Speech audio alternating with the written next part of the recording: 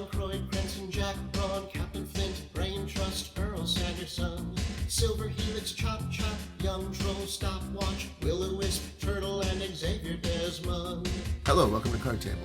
All right, so one last video of Busted Flush. I felt like like I said in the previous two videos, I just sort of felt like the structure of Busted Flush, both in terms of how itself is structured, how that structure kind of compares to other middle books of different triads, and these multi-book arcs that Wildcards has generally used in the telling of the stories. The middle books have some interesting properties that are usually unique to them. Again, that they're still anthologies. One story, then another story, then another story, each by a different author. But how these middle books, sometimes break the stories into many pieces and intersperse those pieces between the pieces of other stories, so that they're more interlocked. Volume 19, Busted Flush, in particular, really leans into that whole. And maybe this is why it's called Busted Flush, but just leans into that whole busting stories into pieces and mixing them up a little bit to create this mosaic, which of course is a very wild cardsy word, where the novels are often referred to as mosaic novels. So it all comes together. Yeah, and I talked about last time about how you've basically got four major crises that this committee of extraordinary interventions is being called upon to deal with. This team of aces led by John Fortune. There's the crisis in the Middle East, involving the caliphate under the control of a ruler named Prince Siraj, who comes into power at the end of Inside Straight, the previous book. So that's a holdover. That's a plot a thread that began in the previous book. But the other three plots are new. So this book introduces three new plots. There's a plot involving a corrupt ruler of a nation in Africa, and a situation with hurricane relief in New Orleans, and a very powerful ace who has very limited control of a potentially dangerous ace power that is on par with a nuclear bomb, who is just a little kid who accidentally blows up his hometown in Texas, is first apprehended by a government agency who wants to study him, and after studying him, possibly just euthanize him because he's just too dangerous to live. But then he escapes from that facility with the help of another ace, a Joker ace, and then intrigues go from there that the committee eventually becomes involved in. And they all sort of are going on simultaneously in parallel. And then a character, the interstitial character, Noel Matthews, created by Melinda Snodgrass, who writes the interstitial. He sort of, since one of his powers is the ability to teleport, he's sort of able to kind of teleport amongst all of these different scenarios, and sort of gets involved in kind of at least three of those four plots, and is sort of able to bind them together. And then as the book continues, it turns out that all four of these storylines intersect in some surprising ways. I guess so that when reading the book, you're not constantly just seeing Bubbles Part 3, and then Drummer Boy Part 2, and they, in some cases, the stories are, instead of just going Part 1, Part 2, Part 3, they do some clever little titling things. Walton Simon's Ian Tregillis collaboration about the young nuclear boy who's called Little Fat Boy. That story is titled Political Science, and so when they break it up into four parts, they call it Political Science 101,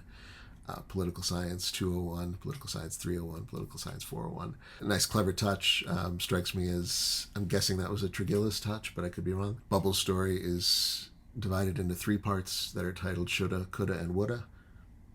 Kind of cute. Kevin Andrew Murphy's story is divided into tiers, which first tier, second tier, third tier, which when you speak it out loud sounds like tier, as in level 1, level 2, level 3, but it actually is tiers. So what we end up seeing in this book is that a lot of characters might sort of bounce between more than one of these four different situations.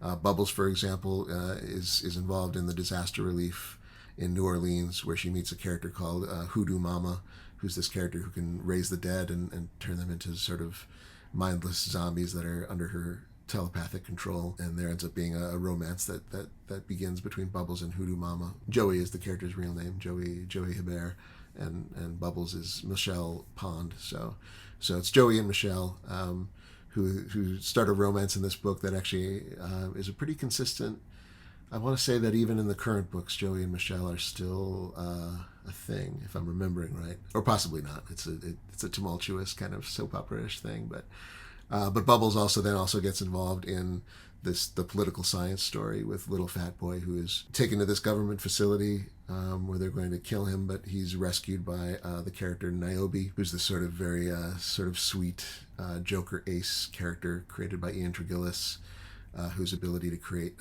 superpowered offspring in a very fast sort of conveniently fast at first, but then tragically fast sort of life cycle, where they sort of gestate and are born and become intelligent immediately, but then also die, after maybe a week.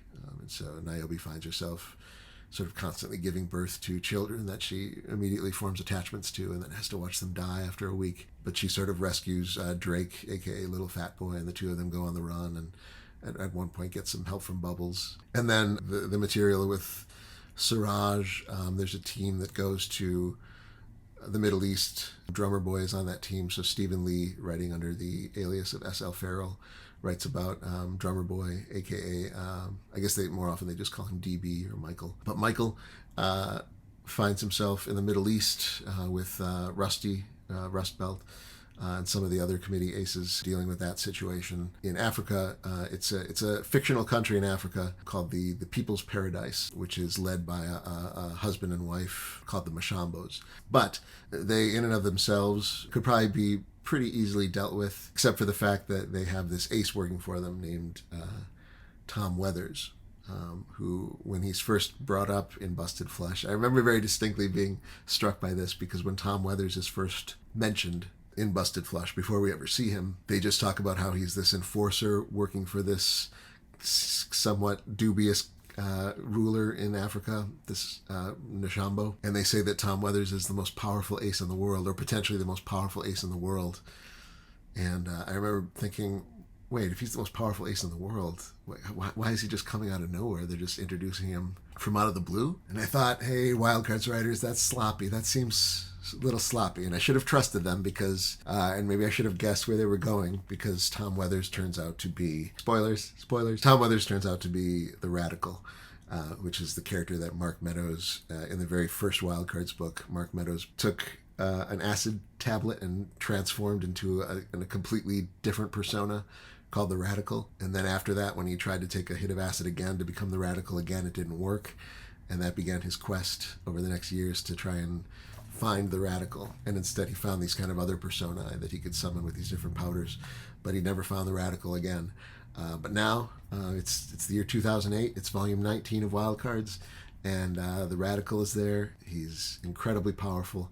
And he's working for the Nshambos. And he's taken on this alias of Tom Weathers. So, great twist. I remember really being delighted by that the first time I read this book, when I realized who Tom Weathers was, thinking, all right, this is cool. So Vic Milan writes a story about John Fortune and a few other aces from the committee going to Africa, meeting the Radical for the first time, realizing part of the twist here is that the Radical seemed like very much a force for good in that first story, or at least a force of idealism, if nothing else. Perhaps naive idealism, depending on your political bent, because, very much a sort of hippy-dippy type, peace and love. But now, by the time we get to volume 19, he's become quite a force for evil, as it turns out. So it's Captain Trips once again, even though the Mark Meadows persona at this point in the saga has been completely submerged, and he's just the Radical all the time. But it's still a Captain Trips story, and it's written by Vic Milan. So of course we're back in my wheelhouse, and I love that element of Busted Flesh. All the Africa stuff with Tom Weathers is fantastic. Absolutely adore it. The other storylines in this book, I kind of wish I liked more. There are certainly some bits that I find interesting. I do like Kevin Andrew Murphy returns with his character Cameo. So Cameo's ability is that she can channel the personalities of the dead by wearing an article of their clothing, a hat or a piece of jewelry or whatever it is. And in the case of aces, can also channel their superhuman powers. She was also significant in Volume 11, Dealer's Choice. And then in Volume 13, we find out that one of her favorite aces to channel is this character Will-O-Wisp, who was this private eye in Los Angeles in the 60s and died with his fedora on, so remembers everything right up to the moment he died. And so she's able to channel this character, Nick Williams, and it's sort of established that they're sort of in love with each other in some bizarre way. That she sort of channels his spirit, and it's become this sort of romantic kind of sexual communion for the both of them. And there's an interesting sort of I guess sort of love square. It's a love triangle. It's a love square, where she starts to channel a character named Samoan, who was this Egyptian ace who died at the end of Inside Straight. She sort of is able to through that Samoan character's earrings is able to channel her, and she ends up having a relationship with Jonathan Hive, but using Cameo's body. And so it's this weird sort of four-way relationship amongst two dead spirits and two living people. That whole thing is kind of an interesting little thread by Kevin Andrew Murphy, whose work I always tend to enjoy. Carrie Vaughn does a great Curveball story that I really like a lot. Curveball is another character who is part of the Middle Eastern plot thread, along with Drummer Boy. Carrie Vaughn is always great, so that's a story that I really like in this one. There's also this is a story that it's one of the, I don't know if it's the only, but it's definitely one of the few stories that isn't broken into pieces.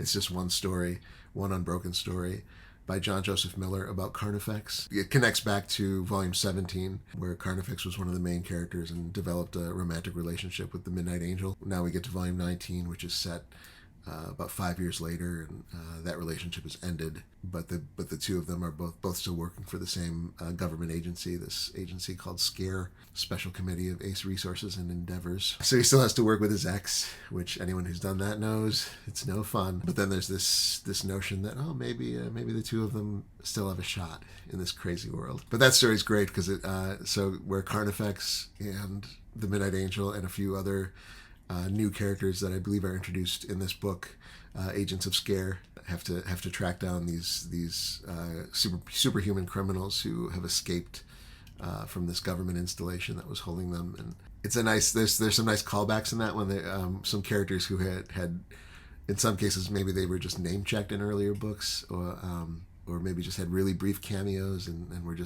they're established super criminals in the Wildcards universe, but maybe never really got much play. So we finally get an opportunity to actually see them in action, and very kind of old school, kind of classic. I mentioned before that not all Wildcard stories go so neatly into this box because they try to be more ambitious.